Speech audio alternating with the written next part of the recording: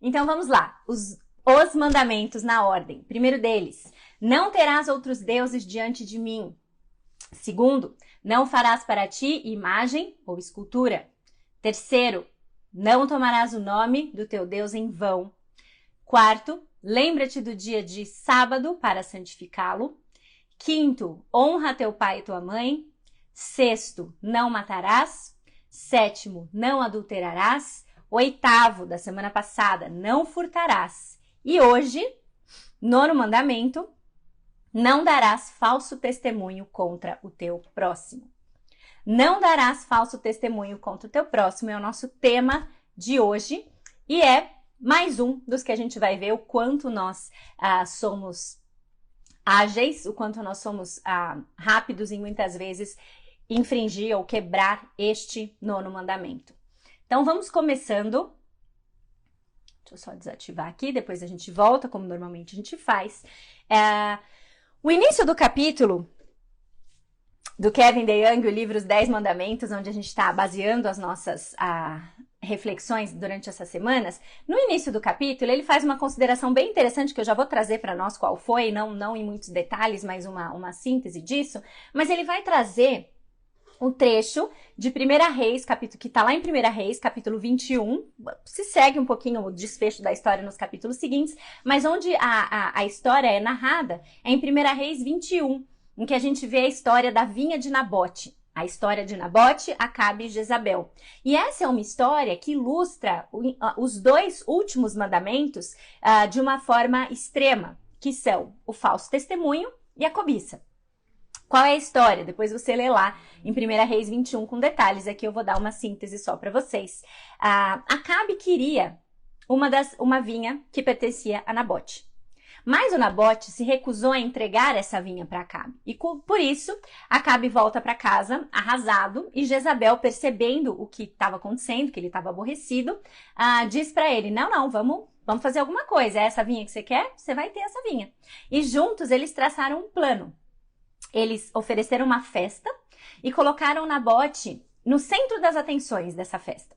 E aí, no meio dela, duas testemunhas, falsas testemunhas, disseram que Nabote tinha amaldiçoado a Deus e ao rei. Você vê isso no versículo 13. E aí, como haviam testemunhas, e essa era a regra vigente no local, como haviam testemunhas que fizeram falso testemunho contra ele, mas foi mais de uma, ele foi morto no local. E aí Acabe e Jezabel, então, tiveram a vinha que eles tanto cobiçavam. Então, pela cobiça, eles armaram um plano para que falso testemunho fosse feito contra Nabote e Nabote morreu e eles tiveram a vinha. Mas o resultado de tudo isso foi que Acabe e Jezabel foram mortos pelo Senhor no fim das contas. No versículo 19, aqui de 1 Reis 21, a gente vê o Senhor já declarando o julgamento, ou como seria, né?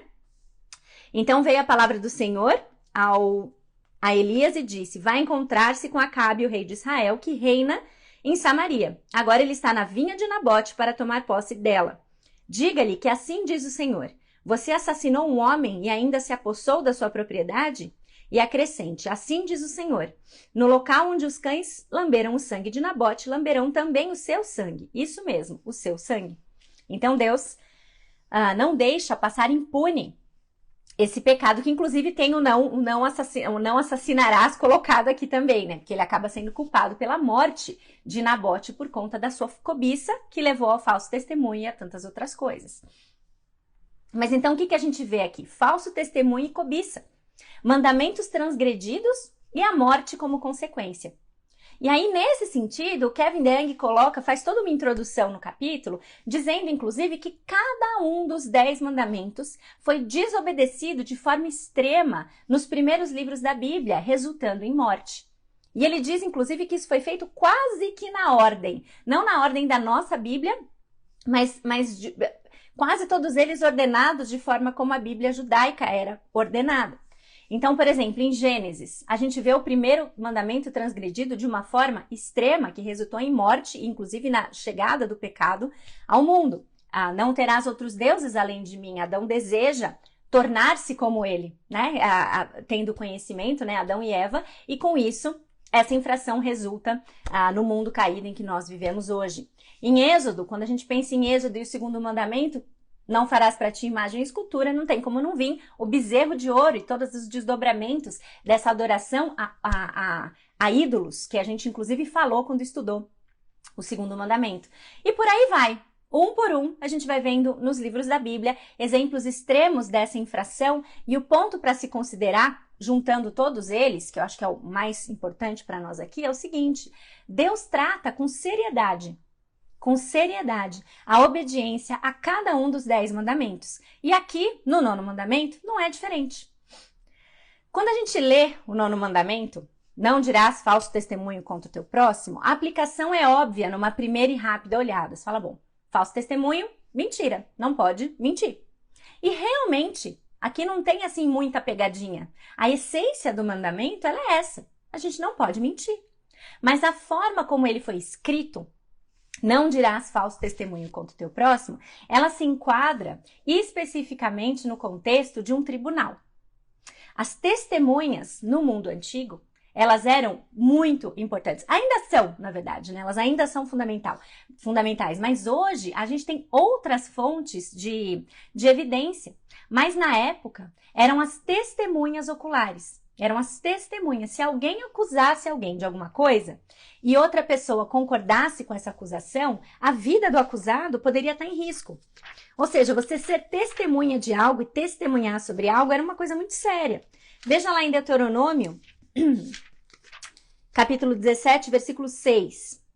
Pelo depoimento de 2 ou 3 testemunhas, a pessoa poderá ser morta, mas ninguém será morto pelo depoimento de uma única testemunha. Dar falso testemunho contra alguém, e então poder implicar na morte injusta dessa pessoa. E aí, uma outra colocação, uma outra observação interessante do autor aqui. Nos 10 mandamentos, o que nós vemos de forma geral em cada um deles, principalmente nos que alinham o nosso relacionamento com o próximo, é o exemplo extremo do pecado. Exemplo extremo do pecado, explico. Quando a gente pega o 6º mandamento, não matarás, que na verdade a gente aprendeu que o significado dele de fato é não assassinarás, o assassinato é a maneira extrema de você violar ou de você quebrar o 6º mandamento. Mas Jesus no Novo Testamento nos mostra que a ira também é uma forma de quebrar esse mandamento. Mas quando ele pega o exemplo extremo, ele está querendo dizer não apenas aquele exemplo extremo, mas tudo que vem abaixo dele também não pode ser violado, que diz respeito àquilo, né? 7º mandamento, não adulterarás.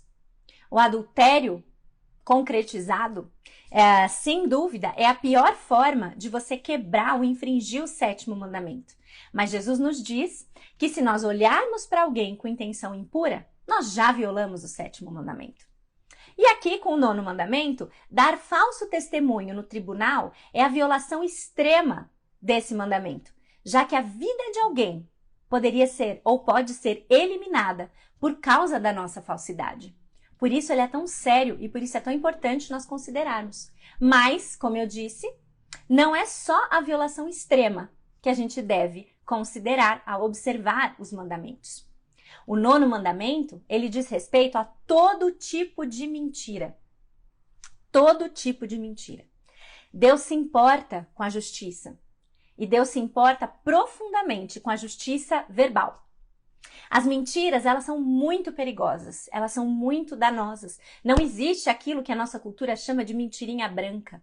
As mentiras são danosas. E esse mandamento da gente não dar falso testemunho ou não infringir a verdade sob nenhuma circunstância, ele foi dado para proteger casamentos, para proteger propriedades, vidas e também a honra e a reputação das pessoas. A gente já falou, inclusive, sobre mentiras aqui. A gente falou sobre pessoas que tiveram a sua reputação e até a vida destruída por causa de notícias falsas e enganosas. Não nessa série, mas se você for olhar lá na série Embaixo do Tapete, quando a gente fala sobre mentira, falsidade, engano, tivemos uma devocional específica sobre isso lá. E também na série Intoxicados, você tem material sobre isso, porque como a gente vai rever hoje aqui daqui a pouquinho, é muito fácil a gente a gente comprometer a verdade nas redes sociais e na forma como a gente interage com o mundo digital, sem tantas vezes checar a veracidade das informações que a gente simplesmente vai passando para frente, sem crítica nenhuma, né? Então a Bíblia, se nós temos um dos mandamentos nos colocando como com a responsabilidade de se comprometer verdadeiramente com a verdade, a Bíblia é repleta de material sobre isso. A Bíblia fala muito sobre a importância da verdade, sobre quanto a mentira é danosa. Inclusive, a gente nem precisa pensar muito para lembrar que o pecado entrou no mundo por meio de uma mentira. O diabo mentiu. O diabo enganou. Ele contou uma meia-verdade. E uma meia-verdade, muitas vezes, é mais danosa do que a mentira completa. O engano, grande problema, acho que eu já falei isso numa série também, se não anota aí, que é uma frase muito célebre, né? O problema do engano é que ele engana, né? A gente já falou sobre isso outras vezes. Puxa, eu preciso anotar essa frase para não esquecer. O engano engana. Essa é a questão. Esse é o problema, né? Então, o pecado entrou no mundo por meio de uma mentira. Jacó mentiu. Labão mentiu. Foi uma mentira que levou Jesus à cruz. As palavras importam. Aquilo que a gente diz, aquilo que a gente fala, importa e importa muito. E infelizmente, parece, e a gente até poderia culpar a sociedade atual, mas se a gente já vê na Bíblia a importância disso e a transgressão disso desde os tempos bíblicos, na verdade isso sempre aconteceu, elas parecem ter perdido o seu valor. As palavras têm perdido o seu valor. E aí, como Kevin DeYoung bem coloca, inclusive no livro, o exemplo do casamento. No casamento nós vamos lá, nós fazemos votos, nós olhamos apaixonadamente no olho um do outro, nós dizemos sim, sim, sim, eu prometo tudo, eu vou tudo, prometo tudo, vou amar, vou respeitar, vou honrar, vou fazer tudo que você falar e eu repito que eu vou, né? A gente fala tudo, promete tudo, faz os votos, que é tudo até a morte, a não ser que ela ganhe um pouquinho de peso, ela deu uma engordadinha aí, ou a não ser que ele, né, se enfurne no sofá, ele vai ficar sem graça, a não ser que o casamento fique tedioso, né? A gente fica entediado, a vida normal, comum do dia a dia bate na nossa porta, a gente enfrenta a vida como ela é e parece que as nossas palavras tantas vezes, né, ou de tantos casamentos que são arruinados, simplesmente perdem o seu valor. Não, eu sei que eu falei, mas, né, ali era um outro contexto. Você faz voto, você faz um voto. E quando a gente coloca a importância devida nesses votos que a gente faz, a gente precisa cumprir, né? Mas então vamos lá. O que o nono mandamento diz realmente? De novo a gente vai lá para o Catecismo de Heidelberg, para uma síntese bem minuciosa. E eu, inclusive, dei uma encurtadinha aqui, por conta daquilo que a gente vai tratar. Mas o que Deus espera com o nono mandamento? Deus espera que eu não dê falso testemunho contra alguém. Deus espera que eu não distorça as palavras de ninguém, nem faça fofoca, nem calunie, que eu não participe da condenação de uma pessoa precipitadamente sem que ela tenha sido ouvida. Eu devo amar a verdade, falar com sinceridade e reconhecê-la abertamente, reconhecer a verdade abertamente. E devo fazer tudo o que eu puder para defender e promover a honra e a reputação do meu próximo. É muita coisa, né? Bastante coisa. A gente vai ver cada uma delas devagar aqui. Que eu não dê falso testemunho contra alguém, nós já falamos sobre isso, a importância disso, o quanto a gente coloca a vida de alguém em risco, a reputação de alguém em risco, quando a gente quando a gente dá um falso testemunho ou uma informação que a gente não sabe com certeza sobre ela, né? Muito perigoso isso. Que eu não distorça as palavras de ninguém.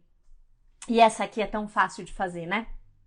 Como é fácil a gente contar uma história a partir do nosso ponto de vista, criando ou às vezes recriando, reinventando falas para que a gente saia como a boa pessoa, o grande herói da situação. A gente sabe suprimir informações, resumir conversas longas de uma forma que nos faça ficar com uma boa imagem e os outros nem tanto. Nós não devemos distorcer as palavras de ninguém. O nono mandamento também não permite que eu fofoque ou que eu calunie. A fofoca transmite uma informação ou um boato que não se pode comprovar. Isso é o que a gente mais sabe sobre a fofoca, né? Uma informação, uma coisa que a gente não tem muita certeza, mas a gente sai espalhando. Só que não é só isso. A fofoca também existe quando eu passo uma informação verdadeira desnecessariamente. Não tem muito essa de, não é, eu não tô fofocando, aconteceu mesmo, eu só tô falando. E muitas vezes a gente faz isso, não é fofoca, eu só tô comentando, né? Ou então é só o pedido de oração. Essa também é outra famosa no meio gospel, né? Não é fofoca, eu só tô transmitindo. Mas aí o que a gente precisa pensar é necessário espalhar essa informação? É necessário espalhar essa informação? Se é uma boa notícia, normalmente as pessoas não têm problema que ela seja espalhada. Se é uma má notícia, será que a pessoa gostaria que isso fosse espalhado? E isso é um filtro interessante para se pensar. Aliás, falando em filtro, deixa eu fazer um momento aqui. Eu sei que eu mostrei nos stories, mas eu gostei muito dele. Esse aqui é meu filtro do Filipenses 4:8, feito para mim pela Fabiola, do Desenhos da FON. Dá uma olhada que bonitinho, não sei se vai estar espelhado aí, né? Mas ele simplesmente é Filipenses 4:8 aqui. E isso é uma coisa interessante da gente pensar, e eu achei o máximo a ideia. O pessoal que é artista tem umas criatividades incríveis, né? Colocar isso aqui num filtro, porque isso aqui é o que deve filtrar aquilo que vale a pena a gente pensar ou não. E eu iria além, dizendo que isso aqui também é o que deve filtrar a gente pensar o que vale a pena a gente falar ou não, o que vale a pena a gente transmitir sobre o outro. É verdadeiro, respeitável, justo, puro, amável, de boa fama, há virtude, há louvor? Pense. Se é uma má notícia, será que passa pelo filtro? Será que a pessoa gostaria que isso fosse espalhado? Isso é um filtro interessante a se pensar. E eu gosto também bastante, tem esse filtro, né? Se a pessoa gostaria que essa notícia ruim fosse transmitida. Mas eu também gosto quando a gente pensa numa situação de conflito, em que muitas vezes a gente sai falando as coisas. Eu gosto muito do que o Sacha fala pra gente pensar se é fofoca ou não. A pessoa para qual você pretende falar, ela faz parte do problema ou da solução? Isso é uma coisa que eu, inclusive embaixo do tapete, a gente falou sobre isso quando falou sobre fofoca. Porque se a pessoa não faz parte do problema nem da solução, você não deveria falar para ela. Isso já é um excelente... Primeiro a gente usa o filtro do Filipenses 4:8, vale a pena falar, é algo que eu devo realmente falar. E se a pessoa não faz parte nem do problema, nem da solução, você não deveria falar para ela. Agora, fazer fofoca é um erro, sabemos disso. Mas ouvir a fofoca também é. Fazer fofoca é um erro, ouvir a fofoca também é. Ao se deparar com a fofoca, ficar em silêncio é tão pecaminoso quanto a própria fofoca. Provérbios 18:8 diz que as palavras de um mexeriqueiro são como petiscos deliciosos. Elas descem às partes internas do corpo. Nós não podemos ser coniventes e ouvir. E isso requer de nós muita coragem. Ao invés de só ouvir e absorver, a gente deveria agir com coragem e dizer, não, a gente precisa parar por aqui. A gente não conhece todos os fatos, ou acho que isso não é exatamente algo que a gente deveria dizer ou conversar sobre a outra pessoa. E isso realmente é algo que requer muita coragem, que muitas vezes a gente não faz. Por quê? Porque as palavras de um mexeriqueiro são como petiscos deliciosos. A pessoa que ouve a fofoca, ainda que ela não fale, ela está se deliciando ouvindo sobre o outro. Isso também é muito, muito perigoso, né? E a calúnia é uma outra distorção da verdade que é grave. Ela acontece quando a gente divulga notícias falsas e infundadas. A calúnia é um pecado grave. A gente calunia quando a gente presume o pior do outro. E a gente age ou fala sobre eles com base nas nossas especulações. A gente não tem certeza, mas ao invés da gente presumir o melhor do outro, a gente presume o pior e age com base nessa interpretação precipitada que a gente fez. E a gente precisa ser, então, cauteloso acerca da forma como a gente julga o outro. E isso a gente vê em Mateus 7:1. Em Mateus 7:1, Jesus diz que nós não devemos julgar para que a gente não seja julgado. E aí, pessoal, esse aqui é o versículo preferido da galera, né? Principalmente da galera que tá ali meio meio torta, meio morna, tal. Eles sabem isso aí na ponta da língua, qualquer coisa que você faz. Não julgueis para que não sejais julgados, né? O pessoal deita e rola com essa passagem, normalmente nesse tom mais arrogante, recusando algum tipo de repreensão. Ah, não julgueis para que não sejais julgados, me deixe em paz que eu vou sair fazendo bobagem, né? Mas veja, aqui, o que Jesus está repreendendo a gente não é algo no sentido, olha, não julgueis para que não sejais julgados. Então desliga o cérebro, não avalia nada, não tenha crítica a ninguém, não critique nenhuma situação porque não julgueis para que não sejais julgados. Não é isso. O que ele está dizendo é que a medida que nós usamos para os outros será a mesma usada contra nós, para nós ou conosco, né? Então, se você tirar conclusões precipitadas, correr, formar sua opinião sobre as pessoas sem esgotar as informações, você deve esperar que as pessoas façam o mesmo com você. Antes de chegar a uma conclusão, nós temos que ouvir com disposição a todos os elementos do caso, né? Provérbios 18:17 diz que o primeiro a expor sua causa parece ter razão, até que o outro se apresente e o questione.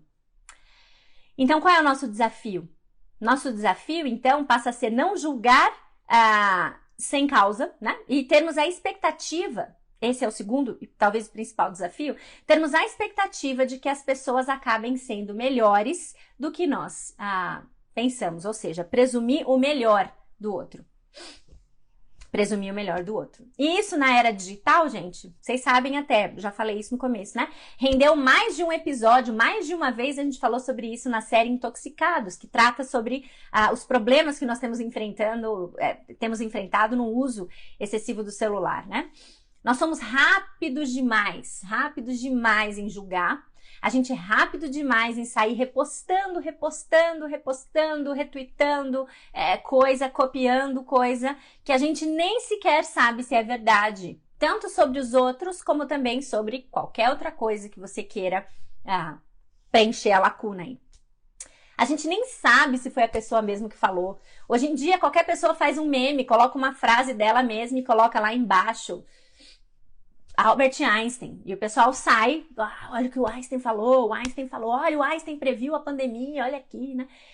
Você nem verificou a veracidade do negócio, se foi ele mesmo que falou, se aquela pessoa é isso mesmo. A gente sai repostando vídeos que tem um título lacrador, sem a gente nem ter visto o vídeo, não sabe se ele foi recortado fora do contexto, enfim. A gente não sabe a fonte e a gente sai repostando. Artigo científico, então, hoje é o dia hoje é o dia da enfermagem, tá? Dia 12 de maio. Parabéns a todos os enfermeiros que estão aqui. Hoje é o nosso dia. E aí eu lembrei disso porque, para falar das questões do quanto, aparecem uns artigos científicos sem pé nem cabeça e todo mundo olha aqui, chegou a prova que faltava, ou chegou a outra prova que faltava, e aí você vai ler, o negócio nem de revista é um template maluco, com umas coisas esquisitas, e a gente sai compartilhando, sai julgando, sai replicando, sem se comprometer com a veracidade daquilo, né? Então é muito complicado. E quando a gente pensa no próximo, quando isso fala com o próximo, nós devemos fazer o que estiver a nosso alcance para proteger o bom nome do nosso próximo. E parece que a gente pensa muitas vezes que a nossa missão é exatamente o contrário. Parece que a gente pensa que a nossa missão é o contrário e não proteger o nome e a honra do nosso próximo. Já dizia o ditado tão conhecido, né? Leva uma vida inteira para construir um bom nome e apenas metade de um dia para perdê-lo. Umas 4, 5 pessoas mal intencionadas na internet, outras que amam o repost sem crítica e pronto, sua reputação acaba. Um clipezinho de algo que você disse fora do contexto, jogado na internet, leva anos, se consegue, para recuperar isso. Então a gente precisa tomar muito, muito cuidado. Muito, muito cuidado com o que a gente faz em termos da proteção da reputação do próximo. E outra questão do novo mandamento, com a qual eu preciso particularmente sempre tomar muito cuidado, é que nós somos exageradores compulsivos, praticamente. Compulsivos é uma ênfase no termo aqui, né? Não um exagero, mas uma ênfase no tema. Nós somos exageradores, nós exageramos. Parece uma coisa pequena, mas quando a gente está exagerando, a gente também está alterando a verdade. A gente é tentado sempre a dar uma aumentadinha. A gente vai dar uma aumentadinha em quanto a gente correu. A gente correu 3,6, mas assim, falar 4 né? Então, corri 4, né? Quanto peso a gente perdeu, quanto tempo a gente dorme por noite, quantas tarefas a gente faz ao mesmo tempo, ao longo do dia. Então, cuidado, cuidado. A gente precisa tomar cuidado porque o exagero também é uma alteração, uma distorção da verdade. Tá? Existem os exageros que a gente faz de brincadeira, que são os óbvios, mas também a gente sabe onde são as áreas em que cada um de nós somos tentados a exagerar. Parece que é uma coisa, mas eu corri mesmo. Só eu coloquei ali 400 mais a mais. Ai, qual que é o problema? Cuidado, só toma cuidado. Porque pequenas distorções podem muitas vezes ir nos cauterizando para ir cometendo as maiores depois. Então a gente precisa tomar cuidado. E aí, concluindo, gente, por quê? Por quê? Por que tudo isso, afinal? Por que falar a verdade é assim tão importante? Por quê? Porque a verdade, ela faz parte da natureza do próprio Deus. Deus não mente. Ele não é homem para mentir. Ele é o caminho, a verdade e a vida, como já vemos e conhecemos em João 14,6. É da natureza dele a verdade. E por outro lado, qual que é a natureza do diabo? A mentira. A mentira é a natureza do diabo. Quando você torce a verdade e engana, você está fazendo o trabalho do diabo. Desde Gênesis 3:1, o diabo se mostra um enganador. Quando ele fala, de fato, Deus disse isso mesmo? Não, certamente você não vai morrer, não é isso não, né? Então o diabo não só ele usa mentiras atrevidas, mas ele também usa meias verdades e declarações enganosas. E as palavras importam para Deus. Vamos levar isso com bastante seriedade dessa live. As palavras importam para Deus. Palavras importam. Elas importam tanto que quando Deus vem à terra, que nome que lhe é dado? João diz que é o verbo. O verbo. A palavra que se tornou carne. Palavra com letra maiúscula, né? A palavra que se tornou carne. O verbo se fez carne e habitou entre nós. Onde Deus está presente, a sua palavra está presente. Por isso, a linguagem, a fala, a verdade são importantes. Para refletir o caráter de Deus, a gente tem que falar palavras verdadeiras e a gente tem que se esforçar muito para dizer a verdade e nada além da verdade. Deus dá muita ênfase para isso. Se você for lá vamos lá em Provérbios 6, versículos 16 a 19, a gente vai ver que, inclusive, comprometer a verdade ou dizer falso testemunho está na lista das coisas mais abomináveis para o nosso Deus. Provérbios 6, versículos 16 a 19, diz o seguinte: há 6 coisas que o Senhor odeia, 7 coisas que ele detesta. Olhos altivos, língua mentirosa, mãos que derramam sangue inocente, coração que traça planos perversos, pés que se apressam para fazer o mal, a testemunha falsa que espalha mentiras e aquele que provoca discórdia entre os irmãos. Dentre essas 7 coisas, quantas estão relacionadas ao que nós falamos e ao nosso compromisso com as palavras? Né? Passagens e passagens da Bíblia nos mostram que o seu próprio testemunho de Deus é verdadeiro. Os discípulos, lá em Atos 1:8, eles são avisados, né? Vocês receberão poder quando o Espírito Santo vier sobre vocês e serão minhas testemunhas em Jerusalém, em toda a Judéia e Samaria até os confins da terra.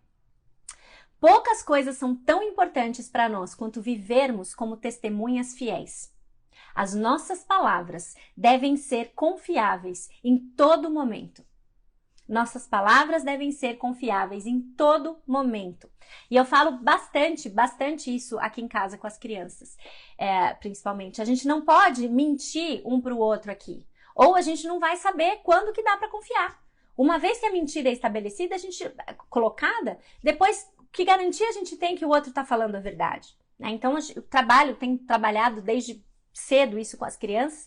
Fico pensando também que a gente também não pode mentir para os nossos filhos. Isso é algo que eu também tenho prezado muito e eu sei o trabalho que dá. Porque muitas vezes é muito mais fácil a gente só... não, o chocolate acabou. Não tem mais chocolate, tá bom? Beleza, acabou o chocolate. E tá lá uma barrona cheia ainda, né? Mas a gente acha que é mais fácil simplesmente falar que acabou, porque senão eu vou ter que explicar que ele não pode, que ele já comeu, que tá tarde. Então é mais fácil, acabou. Né? Então a gente precisa tomar cuidado, porque mentir muitas vezes parece a saída mais fácil. Porque aí a gente não precisa explicar, a gente não precisa, né? Sua amiguinha, ela não pode vir, mas na verdade a gente nem falou com a mãe da amiguinha se ela podia vir ou não. Quer dizer, a gente perde a oportunidade de mostrar a verdade e perde a oportunidade também de diálogo, de crescimento. Então a gente precisa tomar cuidado. Como pais, como mães, eu sei a tentação que a gente tem muitas vezes de achar que uma mentirinha ali, tô cansada, deixa eu já falar que acabou e fica mais fácil, né? Então a gente precisa, se estamos ensinando nossos filhos a se comprometerem com a verdade, isso também tem que valer para nós. Nossas palavras devem ser confiáveis a todo momento. Se não, isso extrapolando para o contexto da família, como que as pessoas vão confiar na gente quando a gente oferecer palavras de vida, palavras libertadoras, a verdade do evangelho? Por que a gente seria confiável de falar sobre o eterno se a gente mente sobre qualquer outra coisa? Por que para isso não é? Por que para isso vale e para outra coisa não vale? Né? Então que isso fique claro, toque, confronte os nossos corações, que fique claro e fundo para dentro de nós mesmos. Deus nos chama a sermos testemunhas verdadeiras de Cristo no mundo. E isso só se dá quando a gente assume um compromisso inequívoco com a verdade. Quando a gente assume um compromisso real com a verdade. Então, que Ele nos ajude com esse desafio, dia após dia. O 9º mandamento, ele mexe com as nossas palavras. E isso é para mexer com a gente mesmo. Isso é para virar a gente do avesso. A gente não vai escapar. A gente viu vários exemplos com os quais a gente muitas vezes se ilude, acaba sendo enganado e engana o outro ou coloca as nossas palavras em xeque, né?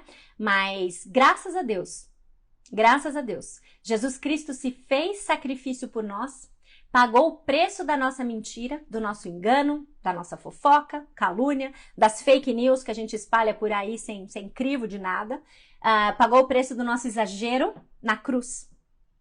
Tá consumado. Então, que a verdade desta liberdade nos transforme, nos guie no sentido da verdade, do compromisso com a verdade. Custe o que custar. Comprometer-se com a verdade, muitas vezes, tem um preço, mas que a gente esteja disposto a pagar, certo? Amém, pessoal? Vamos lá, então, né? Semana que vem, encerramento. Encerramento e 10º mandamento. Já vimos os 8 no começo, tratamos sobre o 9º agora. E semana que vem, qual é o 10º mandamento? Não cobiçarás. Não cobiçarás a casa do teu próximo, a mulher do teu próximo, nem o seu servo ou serva, boi, jumento, nem coisa alguma que seja do teu próximo. Algo muito parecido com que o filtro ficou mais apertado. Realmente. Me diverti. Realmente, na semana que vem, uma coisa que vai ser interessante, se você quiser ir fazendo uma revisão de preparo para a semana que vem, 10º mandamento, é a série sobre contentamento. A série sobre contentamento vai vir, tem muito a falar para nós sobre esse 10º mandamento. E semana que vem também é encerramento, né? Então, a gente 10º mandamento mais fim dos 10 mandamentos. Vamos encerrar essa jornada espero que tenha sido muito proveitosa para vocês, assim como tem me confrontado, me instruído a cada vez que eu vou preparar esse material para vocês. E que não fique só no conhecimento intelectual, mas que tudo isso transforme a nossa vida com a ação do Espírito Santo em nós, que a gente seja diferente, que a gente entenda a importância de respeitar e de seguir esses 10 mandamentos ainda nos nossos dias. Beleza? Até semana que vem então, pessoal. Beijão para vocês. Se você conhece algum enfermeiro, dá Feliz Dia do Enfermeiro para ela, tá? Para ele, porque é um dia que a gente gosta de receber parabéns. Tchau, tchau para vocês, boa semana e até a próxima, gente. Tchau!